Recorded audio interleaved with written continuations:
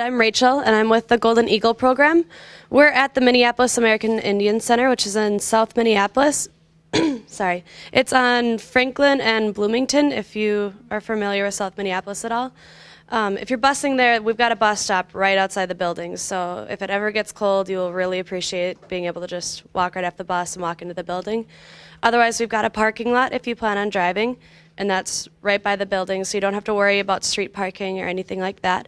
It's very convenient to get to, and it's not that far of a drive. I want to say it took me like 15, 20 minutes to get here, and yeah, much longer to park.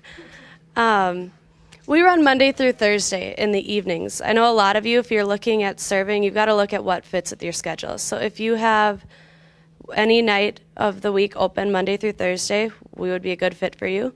We work with Native American youth ages 5 through 18, and we break them down into different age groups so that we can put programming for them that's age appropriate.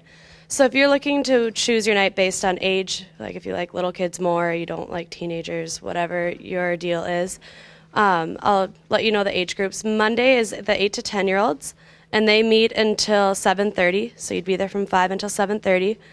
Tuesday is the 5 to 7-year-olds, and they meet from 5 until 7.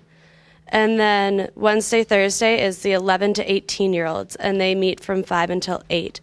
So what we'd ask of you is that you would pick one night a week that you come consistently. If that's Tuesday nights and you want to be with the 5 to 7-year-olds, that's great. Picking one night to come consistently helps you get to know the kids and helps them get to know you. Otherwise, you'll meet 80 different kids, but you won't really get to know any of them. It's a lot of faces, a lot of names, but over the course of the semester, you will get to know your one age group very well. And they honestly love having you guys there. During like Christmas break and summer break, they're always anxious. They're like, when are we going to get more volunteers to come in? Because they love having someone to talk to and someone that will give them kind of some unconditional attention. And so a typical night with us, we start out with dinner, and you guys are welcome to eat with us. So if a free meal is going to be something that helps sell the program, that's fine with me. We spend a half an hour, and you can just sit with the kids, eat with them, ask them how their week's been going. They might not get that attention at home, and a lot of them, really look forward to coming and just having a conversation with an adult that'll listen. So that's a time it's pretty low-key. You'll just sit and talk with them. After that, we've got 3 main components that we put into our programming. That's culture, education, and physical fitness. So we'll start out with the cultural piece, and we've got a 2-year program that was written specifically for our program, and it's all about resiliency building skills. And so it's broken down into monthly themes. This month we're talking about alcohol and the Indian people. So like alcoholism affects everyone. I guarantee if I ask all of you to raise your hand, if you know of someone who has struggled with alcoholism, not many people will have their hand down. But how has alcoholism affected Native Americans in particular? And historically, how was alcohol introduced to their people? And what does that look like for them now? And what is it like living with families who have alcoholic parents? And so we'll have those discussions. The staff leads that. But then we really look to you guys to continue those conversations throughout the night and just have those one-on-one talks. And they'll start opening up to you. It doesn't happen right away. But once they start getting to know you and they see you come consistently, I've had a lot of our volunteers say that the kids have really started opening up to them. And those conversations are what's really important to us. We can't do a whole lot with a big group to really impact them or get them thinking, but those one-on-one conversations make a huge difference for them. And that's what we do for our cultural component. After that, we'll go into the education piece. And what we do is we ask the kids to bring their homework. It's kind of hit and miss. If you ask a teenager to bring their homework, they'll tell you they don't have any, and it's a big fat lie. But slowly they're starting to bring it, and more we're seeing the majority of our kids bringing their homework. And if they don't have homework, we provide them with educational activities. We have a library in our building so they can go downstairs and pick books as it's like a very last resort. But we'll spend a half an hour and we'll work on our homework or the educational activities. And that's where we really need you guys, because on any given night there's either 3 or 4 staff on, and there's usually 25 or so kids. So we can't get around to all of them, and I can't do math to save my life. So I really hope that there's someone in this room that is great at math that can come and help our kids, because they bring in all of their various subjects. And so all of you are the experts. You guys are in college, and that's kind of the goal that we're trying to help them reach, is to feel prepared to not only graduate high school, but then to enter into college. And a lot of them, they don't have parents or siblings that have gone to college. They'll be the first ones. And so you guys are really their inspiration, and you're the people that they're looking up to. And they'll ask you a million times, like, do you like college? How's it going?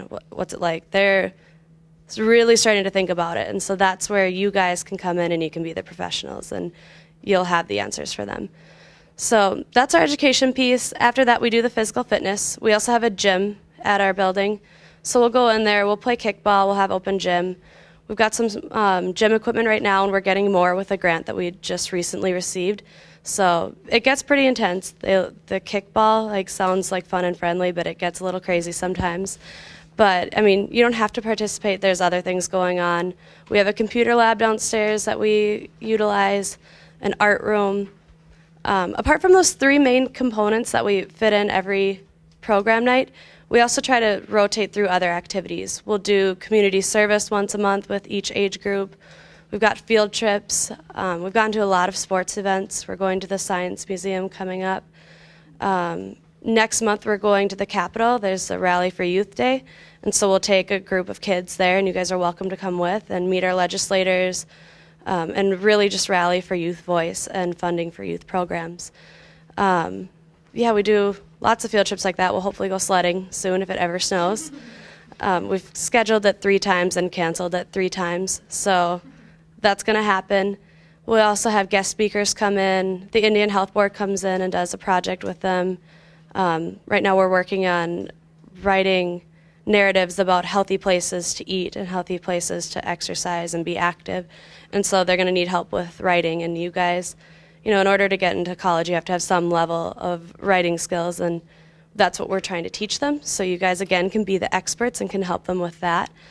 There's so many ways that you can get involved in so many areas of interest, whether you want to be really involved with the tutoring or with the physical fitness. There's ways for you to grow and excel. And it's just a really great opportunity. I know a lot of our volunteers from Normandale have continued on past their classroom experience because they just love coming, and the kids love seeing them. And it's a really neat connection that you can build with the youth at our program. If you want to apply, please, this is my email address right here. I don't have a phone right now. We've been going through construction and my phone got lost. So that phone number, you'll get redirected to our main line and it'll just take a long time. So email is the best way. I'll get back to you. Applying is really easy. It's a 1-page application, and then I'll do a background check and a quick volunteer orientation, and you'll be set to go in about 20 minutes. So, yeah. Are there any questions? Yep. So after you do your 15?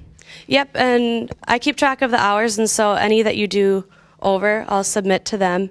And you're also welcome to keep coming. And I've had Normandale students coming for a year and a half, and then one of the girls just asked for a reference of how many hours she'd been doing, and I had that. So, are there any other questions? Okay, thank you.